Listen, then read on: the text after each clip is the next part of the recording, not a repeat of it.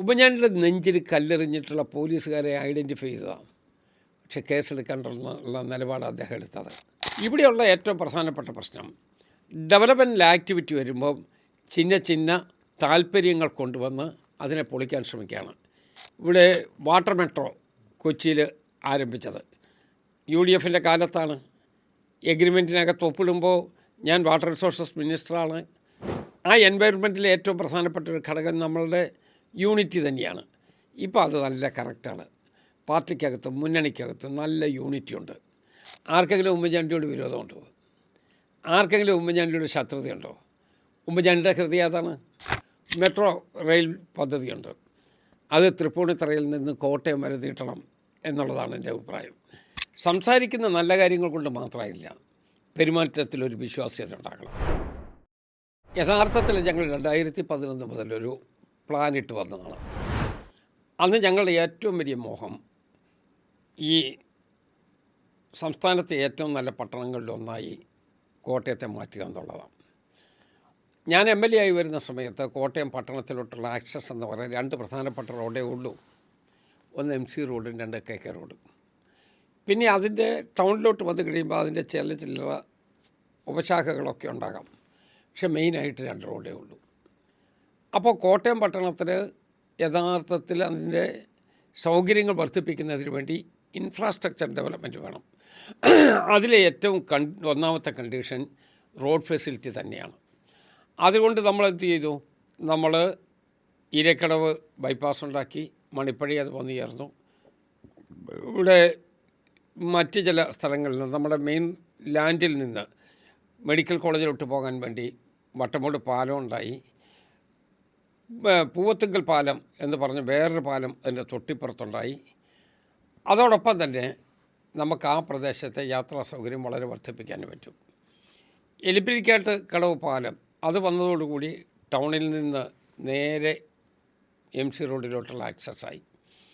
അതിൻ്റെ തൊട്ടപ്പുറത്തും ഇതുപോലുള്ള നിർമ്മാണ പ്രവർത്തനങ്ങൾ നടന്നു. നമ്മളുടെ KK റോഡിൽ നിന്ന് വടവാമത്തൂർ മിൽമയുടെ പടിക്കൽ നിന്ന് തേമ്പ്രവാൽ കടവ് വഴി മോസ്കോ കവലയിൽ ചെന്ന് വെള്ളുപ്പറമ്പ് വഴി അങ്ങനെ ഒരു റോഡും അതിൻ്റെ സൗകര്യങ്ങളും ഉണ്ടായി. ഈ പറയുന്ന റോഡിനാണെങ്കിൽ 2 പുതിയ പാലം തന്നെ ഉണ്ടായി. ആ റോഡ് തന്നെ പുതിയ റോഡാണ്. അപ്പോൾ നമ്മുടെ തൊട്ടടുത്തുള്ള പ്രദേശങ്ങളെ കൂടെ പ്ലാൻ ചെയ്തുകൊണ്ട് അതിനെ കൂടി കോട്ടയം പട്ടണത്തിൻ്റെ ഭാഗമാക്കി മാറ്റത്തക്ക വിധത്തിലുള്ള ദീർഘവീക്ഷണമുള്ള ഒരു നടപടിയാണ് നമ്മൾ എടുത്തത്. അതോടൊപ്പം മറ്റ് പ്രദേശത്തുണ്ട്. ഞാൻ ഈ ഒരു സൈഡ് മാത്രം പറഞ്ഞു എന്നേ ഉള്ളൂ. ഞാനന്ന് കോട്ടയത്ത് ഒരു 2ാം പാലം വേണം എന്നുള്ള അഭിപ്രായക്കാരനായിരുന്നു. വളരെ സ്ട്രോങ് ആയിട്ടുള്ള വ്യൂ ആയിരുന്നു. കാരണം ഏതെങ്കിലും ഒരു പാലം ദുർബലമായി പോയാൽ പിന്നെ പട്ടണത്തിലോട്ടുള്ള പ്രവേശനേ നടക്കത്തില്ല. അതിന് കോടിമത 2ാം പാലം, ആ 2ാം പാലം ഇപ്പോൾ ഏറെക്കുറെ പൂർത്തിയായി കഴിഞ്ഞു. ഇനി മൈനറായിട്ടുള്ള കാര്യങ്ങൾ മാത്രമേ ഉള്ളൂ. അതുപോലെ തന്നെ ഇല്ലിക്കൽ 2ാം പാലം വേണം. അവിടെ ഇതുപോലെ തന്നെയാണ്. ചെറിയൊരു കുമരകത്ത് ഇങ്ങോട്ട് വരുമ്പോൾ അവിടെ ഒരു സ്റ്റംബ്ലിംഗ് ബ്ലോക്കായിട്ട് വരും. അത് നമുക്ക് ഒഴിവാക്കണം. തൊട്ടിപ്പുറത്ത് നാഗമ്പടത്ത് റെയിൽവേ ബ്രിഡ്ജിന് സമാന്തരമായി മറ്റൊരു പാത കൂടി വരണം. ഇത് വന്നു കഴിയുമ്പോൾ നഗരത്തിലോട്ടുള്ള വരവ് എളുപ്പമാകും. ഈ ഫ്ലോ നമുക്ക് പുറത്തോട്ട് വിടാനായിട്ടും ബുദ്ധിമുട്ടുണ്ടാവില്ല. അപ്പോൾ ഇതെല്ലാം കൂടി ചേർന്നാൽ ഗ്രേറ്റർ കോട്ടയം, അതാണ് നമ്മളെ പ്ലാന്. കോട്ടയം ടൗൺ മാത്രമല്ല, കോട്ടയം ടൗൺ എന്ന് പറയുന്നത് നേരത്തെ ഉണ്ടായിരുന്ന 2 ചെറിയ ഏരിയ പെട്ടതാണ്. കഞ്ഞിക്കുഴി പാലം മുതൽ ഇല്ലിക്ക പാലം വരെ. അതുകൊണ്ട് കോട്ടയം പട്ടണം തീരുമായിരുന്നു. ഇന്നത് മാറി. കോട്ടയം മുനിസിപ്പാലിറ്റിയുടെ രൂപം തന്നെ വലുതായി. അപ്പോൾ ചിങ്ങവനാതി വന്നു, നാട്ടകം അതിനകത്ത് വന്നു, കുമാരനെല്ലൂർ അതിൽ വന്നു. അങ്ങനെ സബർബൻ ഏരിയ കൂടി കോട്ടയം ടൗണിലോട്ട് വന്നപ്പോൾ നമ്മളുടെ വികസനത്തിൽ വലിയ സ്കോപ്പുണ്ടായി. പക്ഷേ ടൗണിൽ വരുന്ന ആളുകൾക്ക് പുറത്തോട്ട് പോകാനുള്ള ഒരു സൗകര്യം ഉണ്ടാകണം. അതുകൊണ്ടാണ് നമ്മൾ യഥാർത്ഥത്തിൽ ഈരക്കടവിലെ പാലം വന്നതും അവിടെ തന്നെ MLA ഫണ്ട് കൊണ്ട് നമ്മളൊരു പുതിയ റോഡുണ്ടാക്കിയതും അത് കോട്ടയം പട്ടണത്തിലെ ഏറ്റവും സ്ട്രെയിറ്റ് ആയിട്ടുള്ള റോഡായി നിന്നതും ഒക്കെ ഇതിൻ്റെ ഭാഗങ്ങളാണ്. നമുക്കതുകൊണ്ട് മാത്രമില്ല. വേറൊരു പ്രധാനപ്പെട്ട ഭാഗം കോട്ടയം ടൗണിൽ ഒരു സായാഹ്നം ചെലവഴിക്കാൻ പറ്റുന്ന സൗകര്യപ്രദമായ സ്ഥലം ഉണ്ടായിട്ടില്ല. ഞാൻ MLA ഫണ്ടിൽ നിന്ന് ഏതാണ്ട് 1.25 കോടി രൂപ മുടക്കിയാണ് മുനിസിപ്പൽ പാർക്കിനകത്ത് അവിടെ അതിൻ്റെ ഒരു ഡെവലപ്മെൻറ്റ് നടത്തി. പിന്നീട് ഇപ്പോൾ അതിൻ്റെ മെയിൻ്റനൻസ് പുതിയ മുനിസിപ്പാലിറ്റി നന്നായി ചെയ്യുന്നുമുണ്ട്. ആ മുനിസിപ്പൽ പാർക്ക് നമ്മൾ നന്നാക്കി. അവർക്ക് പണമില്ലാതിരുന്നത് കൊണ്ട് MLA ഫണ്ടിൽ നിന്ന് തന്നെ മതിയായ തുക നമ്മൾ മുടക്കി അത് ചെയ്തു. അതിനോടൊപ്പം നാഗമ്പടം ഡെവലപ്മെൻറ്റിൻ്റെ ഭാഗമായിട്ടാണ് യഥാർത്ഥത്തിൽ ഇൻഡോർ സ്റ്റേഡിയം വന്നത്. ഇൻഡോർ സ്റ്റേഡിയത്തിന് 22-24 വർഷക്കാലമായിട്ട് പറഞ്ഞു കേട്ടുകൊണ്ടിരുന്ന ഒരു ഡെവലപ്മെൻറ്റ് ആക്ടിവിറ്റിയാണ്. അവിടെ സ്ഥലമുണ്ട്, പക്ഷേ അവിടെ പണിയൊന്നും നടന്നില്ല. അപ്പോൾ ആ ഇൻഡോർ സ്റ്റേഡിയം നമ്മൾ വളരെ വിപുലീകരിച്ചു. ഇന്നത്തെ രൂപത്തിലുള്ള ഇൻഡോർ സ്റ്റേഡിയമായി. പക്ഷേ അതിനകത്ത് ചെറിയ അവസാനത്തെ മിനുക്കുപണികൾ ഇനിയും ചെയ്യാനുണ്ട്. അതാണ് ആ സ്റ്റേഡിയത്തിൻ്റെ പ്രശ്നം. അതിൻ്റെ ഉള്ളിൽ നമുക്ക് AC ചെയ്യണം, ബാക്കിയുള്ള ഫർണിച്ചർ കുറച്ചുകൂടെ വേണം, അതിൻ്റെ ബാക്കി സംവിധാനങ്ങൾ കുറച്ചുകൂടി മോഡേണൈസ് ചെയ്യണം. അങ്ങനെ ഒരു അപ്ഡേറ്റിംഗ് മാത്രം മതി. അതുള്ളത് വരില്ല, അതിൻ്റെ കൂടെ നമുക്ക് കൂടുതൽ കിട്ടും. ഇൻഡോർ സ്റ്റേഡിയത്തിലൂടെ ചേർന്ന് തന്നെ കുറേ സ്പേസ് വെറുതെ കിടപ്പുണ്ട്. സത്യം പറഞ്ഞാൽ സ്പോർട്സ് ഐറ്റത്തിൻ്റെ കൂടി ഭാഗമാണ്. അവിടെ നമുക്ക് സ്വിമ്മിംഗ് പൂളടക്കം ബാക്കിയുള്ളത് കൂടി ഡെവലപ്പ് ചെയ്യാം. അപ്പോൾ നമ്മുടെ മൊത്തത്തിലൊരു യൂണിറ്റായിട്ടെടുത്താൽ ആ പ്രദേശത്ത് നല്ല ഡെവലപ്മെൻറ്റ് സ്കോപ്പാണ്. അവിടെ നമുക്ക് വികസനത്തിന് വേണ്ടിയുള്ള മുനിസിപ്പാലിറ്റി കൂടി കരുതിയാൽ നമുക്ക് വേണ്ട വിധത്തിലുള്ള സ്ഥലവും ഉണ്ടാവും. കോടിമത ഇതുപോലെ തന്നെയാണ്. കോടിമത നേരത്തെ മൊബിലിറ്റി ഹബ്ബ് മാണി സാറിൻ്റെ കൂടി ഒരു പദ്ധതിയായിരുന്നു. ഉമ്മൻചാണ്ടിയാണ് ഇനീഷ്യേറ്റീവ് എടുത്തത്. അത് നടത്തണമെന്നുള്ള ആഗ്രഹം ഞങ്ങൾക്കുണ്ടായിരുന്നു. പക്ഷേ അന്നത്തെ ഇടതുപക്ഷ ജനാധിപത്യ മുന്നണിയുടെ നേതൃത്വം കൊടുത്തുകൊണ്ടിരുന്ന ആളുകൾ മാണി സാറിന് കൂടി മനസ്സറിവുള്ള പദ്ധതിയായിട്ട് പോലും അവരതിനെ ടോർപ്പിഡോ ചെയ്യാനാണ് ശ്രമിച്ചത്. അത് നടക്കില്ല എന്നുള്ള സ്റ്റേജിലോട്ടാണ് അവർ പോയത്. അവിടെ പക്ഷേ ഞാൻ നോക്കുമ്പോൾ 2 പ്രധാനപ്പെട്ട കാര്യങ്ങളുണ്ട്, അത് കാണാതിരിക്കാൻ കഴിയില്ല. അവിടെ ഒരു തണ്ണീർത്തടമുണ്ട്. ആ തണ്ണീർത്തടം കേന്ദ്രീകരിച്ച് നമ്മൾ ടൂറിസം പൊട്ടൻഷ്യലായിട്ട് നമുക്ക് കാര്യങ്ങൾ കൊണ്ടുപോകാൻ പറ്റും. വെള്ളമായിട്ട് തന്നെ നിലനിർത്താം, അതിനെല്ലാ വിധത്തിലുള്ള സംവിധാനം ഉണ്ടാക്കാം. പക്ഷേ വാട്ടർ സ്പോർട്സും അതോടൊപ്പം ബോട്ടിംഗ് ഫെസിലിറ്റിയും നമുക്കവിടെ ഉണ്ടാക്കിയെടുക്കാൻ ഒരു ബുദ്ധിമുട്ടുമില്ല. അപ്പോൾ ശാന്തമായി നമുക്ക് സായാഹ്നങ്ങൾ ചെലവഴിക്കാൻ പറ്റത്തക്ക വിധത്തിലുള്ള സ്ഥലം നമ്മൾ ഉപയോഗിക്കണമെന്ന് മാത്രമേ. പ്രകൃതിദത്തമായി നമുക്ക് കിട്ടിയിട്ടുള്ളതാണ്, പക്ഷേ നമുക്കത് ഉപയോഗിക്കാൻ പറ്റിയിട്ടില്ല. ഇവിടെയുള്ള ഏറ്റവും പ്രധാനപ്പെട്ട പ്രശ്നം ഡെവലപ്മെൻറ്റ് ആക്ടിവിറ്റി വരുമ്പം ചിന്ന താല്പര്യങ്ങൾ കൊണ്ടുവന്ന് അതിനെ പൊളിക്കാൻ ശ്രമിക്കുകയാണ്. അതിൽ രാഷ്ട്രീയ മുദ്രാവാക്യമാണ് പലപ്പോഴും വിളിക്കുന്നത്. എനിക്കവരുടെ വിരോധമൊന്നുമില്ല. കാരണം ഒരു ഡെവലപ്മെൻറ്റ് ആക്ടിവിറ്റി വന്നു കഴിഞ്ഞാൽ ആ ആക്ടിവിറ്റിയോടൊപ്പം നിൽക്കണം. ആ ഡെവലപ്മെൻറ്റിൽ എല്ലാവരും ഭാഗമാകണ്ടേ. ഞാനിപ്പോൾ നമ്മളുടെ മൂലയുടെ മേൽപ്പാലം, റെയിൽവേ മേൽപ്പാലം, സത്യം പറഞ്ഞാൽ റെയിൽവേ മേൽപ്പാലം ഇല്ലാതിരുന്ന സമയത്ത് ട്രെയിൻ വന്ന് വണ്ടി തടഞ്ഞു പോയതുകൊണ്ട് മരണം ആംബുലൻസിൽ നടന്ന സംഭവം പോലെ ഇവിടെ ഉണ്ടായിട്ടുണ്ട്. കുമാരനെല്ലൂർ മേൽപ്പാലം, 2 മേൽപ്പാലവും നമ്മൾ ഇതെല്ലാം 2011 ശേഷം 15 നമ്മൾ നടത്തിയിട്ടുള്ള ഒരു വിപുലമായ വികസന വിസ്മയമാണ്. 2 മേൽപ്പാലമൊന്നും ഒരു നിയോജക മണ്ഡലത്തിൽ ഇന്ന് വരെ നടന്നിട്ടില്ല. അപ്പോൾ അതൊക്കെ നമ്മൾ പൂർത്തിയാക്കി നല്ല ഭംഗിയായി വന്നു. പക്ഷേ അതിൻ്റെ ഫർദർ ഡെവലപ്മെൻറ്റിലേക്ക് പോകണം. അന്നൊരിക്കൽ പൂർത്തിയാക്കി എന്നുള്ളത് കൊണ്ട് ശാശ്വതമായി അതിൻ്റെ പ്രശ്നം പരിഹരിച്ചു എന്നില്ല. നമ്മളൊരു ഡെവലപ്മെൻറ്റ് ആക്ടിവിറ്റി നടത്തിക്കഴിയുമ്പോൾ ഫർദറായിട്ട് മറ്റൊരു ആവശ്യം കൂടി വരാം.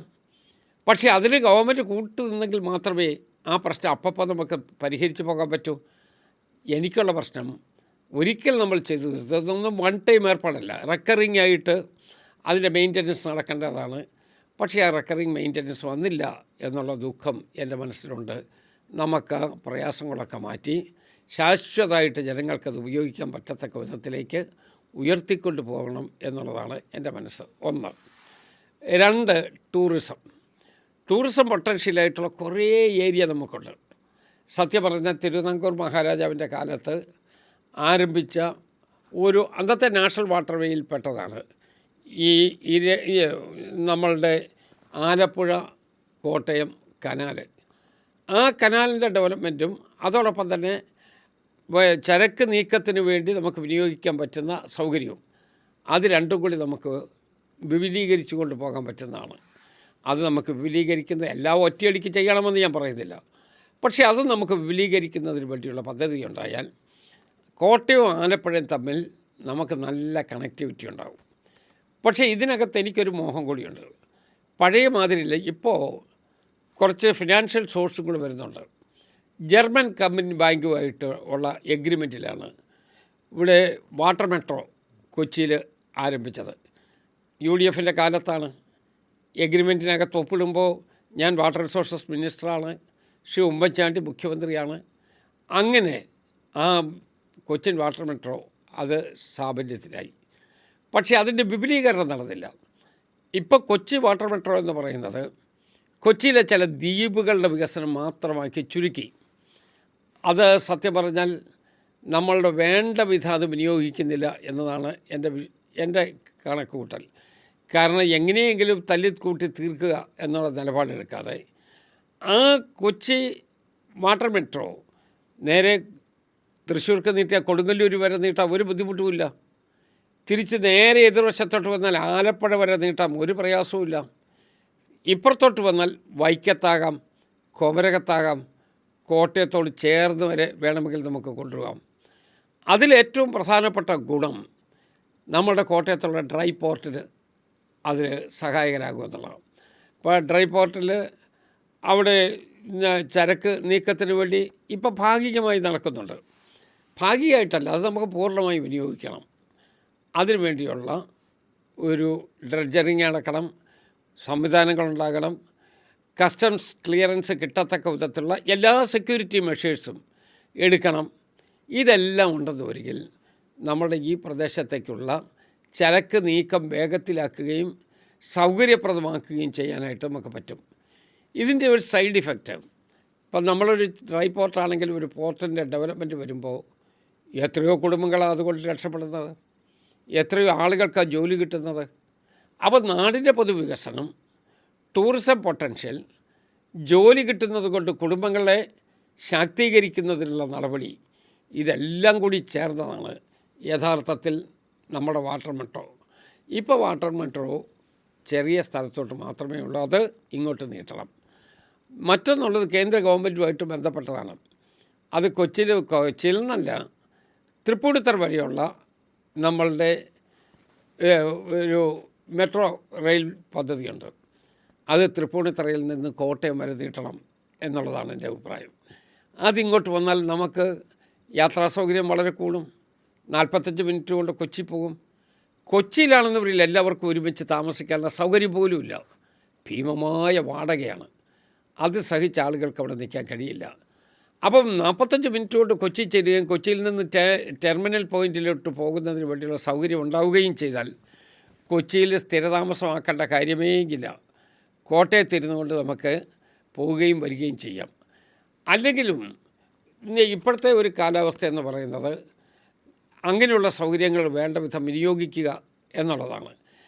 അവിടെ വർക്ക് ഫ്രം ഹോം അതിപ്പോൾ ഈ കാലഘട്ടത്തിൻ്റെ ഒരു ശബ്ദമാണ്. അപ്പോൾ വീട്ടിൽ നിന്ന് ജോലി ചെയ്യാം. അവിടെ ഓഫീസിൽ പോകണമെങ്കിൽ അതിന് ചെറിയ സമയം കൊണ്ട് അവിടെ എത്താൻ പറ്റും. ഇതെല്ലാം നമുക്ക് വിപുലീകരിക്കാൻ പറ്റുന്ന ഒരു ഘടകം നമ്മുടെ മെട്രോയുടെ എക്സ്റ്റൻഷനാണ്. ഞാൻ പറയുന്നത് കൊച്ചിയും കോട്ടയവും തമ്മിലുള്ള ഡിസ്റ്റൻസ് വേഗത്തീർക്കണം. എയർ ഡിസ്റ്റൻസ് എന്ന് പറയുന്നത് 20 മിനിറ്റേ ഉള്ളൂ. പക്ഷേ ബൈ റോഡാണെങ്കിൽ 2.5-3 മണിക്കൂർ വേണ്ടി വരും. അങ്ങനെ ഉള്ള സാഹചര്യം ഉണ്ടാകുമ്പോൾ നമുക്കെങ്ങനെയത് പ്രയോജനപ്പെടുത്താം എന്നുള്ളതിനെക്കുറിച്ച് ആലോചിക്കണം. മെട്രോ പോലെയുള്ള ഒരു സൗകര്യം നമ്മൾ വിനിയോഗിച്ചാൽ ഈ 2.5-3 വേണ്ടി വരില്ല. മിനിമം ഒരു 45 മിനിറ്റ് കൊണ്ട് നമുക്ക് കൊച്ചിയിലെത്താൻ പറ്റും. അപ്പോൾ അതിനു വേണ്ടിയുള്ള നല്ല ശ്രമം നടത്തണം. നമ്മുടെ കോട്ടയത്തിന് നല്ല മുന്നേറ്റം ഉണ്ടാകണം. വികസനപരമായി കോട്ടയത്തിന് ഒത്തിരി സ്കോപ്പുണ്ട്. അത് കോട്ടയത്തിൻ്റെ ടെറൈൻ പൊസിഷനാണ്. ഈ കുന്നും താഴ്വരയായിട്ട് കോട്ടയം കിടക്കുന്നതുകൊണ്ട് മാലിന്യ കൂമ്പാരം ഇവിടെ ഉണ്ടാകുന്ന പ്രശ്നമേ ഇല്ല. പക്ഷേ മെയിൻ്റനൻസ് പ്രോപ്പറായിരിക്കണം എന്ന് മാത്രമേ ഉള്ളൂ. അപ്പോൾ അതിനു വേണ്ടിയുള്ള ശ്രമവും നല്ല നിലയിൽ നമ്മൾ നടത്തിയാൽ നമ്മുടെ നാട് സ്വർഗത്തിന് തുല്യമാകും എന്നാണ് എൻ്റെ വിശ്വാസം. ഇലക്ഷൻ നേരിടുക എന്ന് പറയുന്ന 2 പ്രധാനപ്പെട്ട ഘടകങ്ങൾ. ഒന്ന്, അതിൻ്റെ ഒരു എൻവയറമെൻറ്റ്.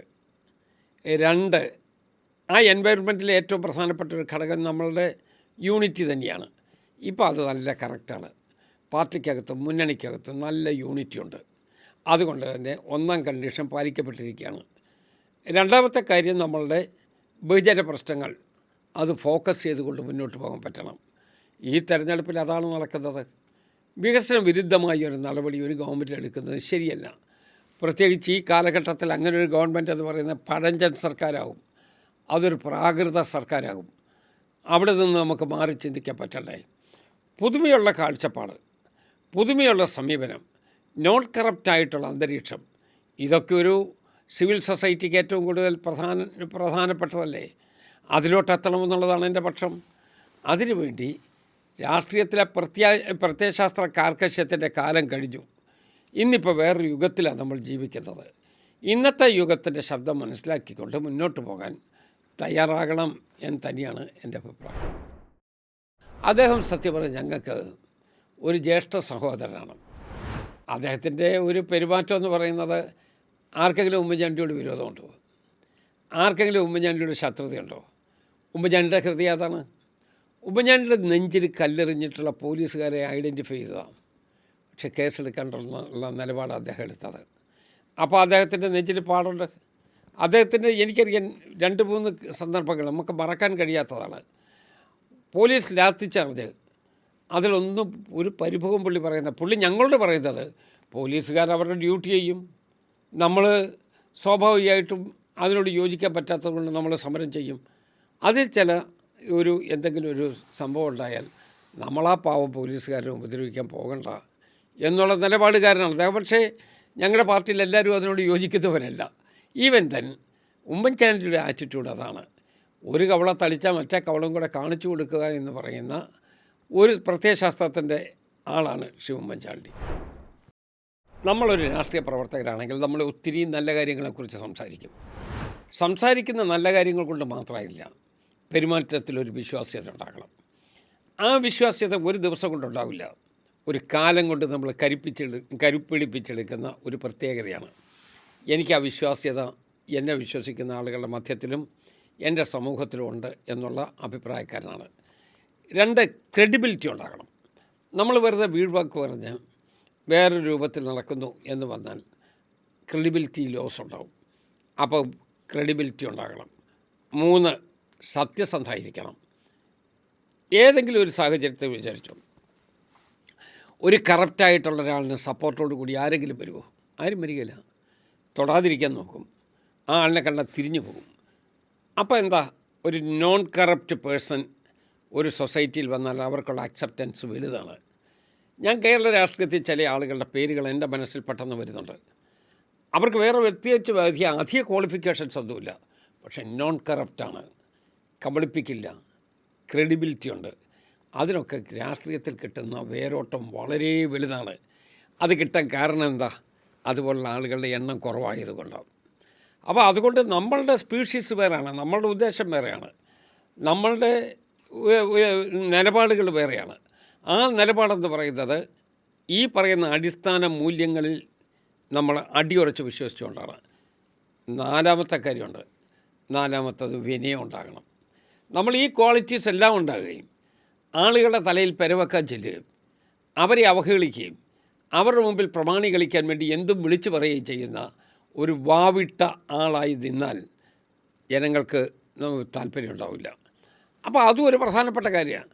ഞാൻ പറയും, ഒരു സന്യാസി ജീവിതം പോലെയാണ് പൊതുപ്രവർത്തനം എന്നാണ് ഞാൻ വിശ്വസിക്കുന്നത്. ഒരു സന്യസ്തൻ ചെയ്യുന്ന രൂപത്തിലുള്ള എല്ലാ സത്യസന്ധതയും എല്ലാ കമ്മിറ്റ്മെൻറ്റും ഒരു പൊതുപ്രവർത്തകൻ ചെയ്യണം. ചിലപ്പോൾ നമ്മൾ ചെയ്യുന്ന ചില പ്രവർത്തനം ഇവിടെ നോക്കുന്നതിന് വേണ്ടിയോ അല്ലെങ്കിൽ അത് പരിശോധിക്കുന്നതിന് വേണ്ടിയോ സംവിധാനമൊന്നും ഉണ്ടാവില്ല. എന്നാലും നമ്മുടെ ഹൃദയമാണ്, നമ്മുടെ മനസ്സാണ് ഏറ്റവും വലിയ ഒരു നമ്മളെ തിരുത്തൽ ശക്തിയായി നിൽക്കേണ്ടത്. അങ്ങനെ നന്നായി മുന്നോട്ട് പോയാൽ അങ്ങനത്തുള്ള പൊതുപ്രവർത്തകരെക്കുറിച്ച് എന്നും മതിപ്പായിരിക്കും. ആ വിഭാഗത്തിൽ പെടണം എന്നുള്ളതാണ് എൻ്റെ ആഗ്രഹം. അതിന് പറ്റത്തക്ക രൂപത്തിലുള്ള ഒരു സമീപനമാണ് ഞാൻ ഇന്നും എടുത്തിട്ടുള്ളത്. ഞാൻ MT സെമിനാരി സ്കൂൾ ലീഡറായി കഴിഞ്ഞപ്പോൾ ഒരു സ്കൂൾ ലീഡർ ഒരു KSU നേതാവാകുന്നത് KSUവിനും ഗുണമാകും, എന്നെ സംബന്ധിച്ച് എനിക്കും ഗുണമാണ്. അങ്ങനെ ഞാൻ KSU ആയി വന്നു.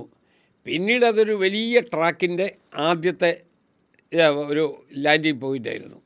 അവിടുന്ന് പിന്നീട് യൂത്ത് കോൺഗ്രസ്സായി, പിന്നെ പൊതുപ്രവർത്തന രംഗത്തായി. ഇങ്ങനെ സ്റ്റെപ്പ് ബൈ സ്റ്റെപ്പായിട്ട് മുന്നോട്ട് പോകാനുള്ള സന്ദർഭം കിട്ടി. യഥാർത്ഥത്തിൽ ഞാനീ പറഞ്ഞ 3-4 ക്വാളിറ്റീസ് ഉണ്ട്. ആ ക്വാളിറ്റീസ് കീപ്പ് ചെയ്താൽ താൽക്കാലികം പെട്ടെന്ന് നമുക്കൊരു ഷൂട്ടപ്പ് ചെയ്ത് പോകാൻ പറ്റിയെന്ന് വരില്ല. ചിലപ്പോൾ കാലാവസ്ഥയൊക്കെ അനുകൂലമായിട്ട് അങ്ങനെ പോയാന്നിരിക്കാം. അങ്ങനെ വന്നാലും ശരി, നമുക്ക് വലിയ തകർച്ചയിലോട്ട് പോകേണ്ടി വരികയില്ല. നമുക്ക് ആ ക്വാളിറ്റീസാണ് പ്രധാനപ്പെട്ട പ്രശ്നം. നമുക്ക് ക്വാളിറ്റി ഉണ്ടായാൽ മാത്രം പോരാ, ജനങ്ങളുടെ മനസ്സിൽ നമ്മൾ ക്വാളിറ്റിയുള്ള ആളാണ് എന്ന് നമ്മുടെ ജീവിതത്തിൻ്റെ പെരുമാറ്റത്തിൽ തന്നെ ബോധ്യപ്പെടുത്താൻ കഴിയണം. അത് വന്നു കഴിഞ്ഞാൽ സ്വാഭാവികമായിട്ട് നമ്മളൊരു വിന്നിങ് ട്രാക്കിലാകും എന്നാണ് എൻ്റെ വിശ്വാസം. ഇൻസ്പിറേഷൻ എന്ന് പറയുന്നത് ഇൻസ്പിറേഷൻ 2-3 ഒന്ന് തിയററ്റിക്കലായിട്ടുള്ള ചില ലൈനുകളുണ്ട്. മഹാത്മാഗാന്ധി നമുക്ക് ഇൻസ്പയറിങ് സെൻറ്ററാണ്. എന്താണ്? അദ്ദേഹത്തിൻ്റെ മതനിരപേക്ഷതയാണ്, ലളിത ജീവിതമാണ്, സത്യസന്ധതയാണ്, ജനങ്ങളുമായിട്ട് ഇടപഴകുന്നതിലുള്ള വിശ്വാസമാണ്. അദ്ദേഹത്തിൻ്റെ കാഴ്ചപ്പാട് നമുക്കെന്നും ഒരു പുതുമയുള്ള കാഴ്ചപ്പാടായിട്ട് തോന്നിയിട്ടില്ലേ? ആ മാതിരി ഗാന്ധിയൻ ലൈനിൽ വരുന്ന ഒത്തിരി ആളുകൾ, എൻ്റെ സമപ്രായക്കാരായിട്ടുള്ള ആളുകളുണ്ട്, എന്നേക്കാൾ പ്രായം കൂടിയ ആളുകളുണ്ട്, പ്രായം കുറഞ്ഞവരുമുണ്ട്. എല്ലാവരും ഈ ലൈനിൽ പോവുകയാണെന്ന് വരികിൽ നമ്മളൊരു ഗാന്ധിയൻ തോട്ട് എന്നുള്ള നിലയിൽ ഭംഗിയായിട്ട് പോകാൻ പറ്റും. ഇല്ലാതെ നമുക്ക് ഈ കാലഘട്ടം നേരിടാനും കഴിയില്ല.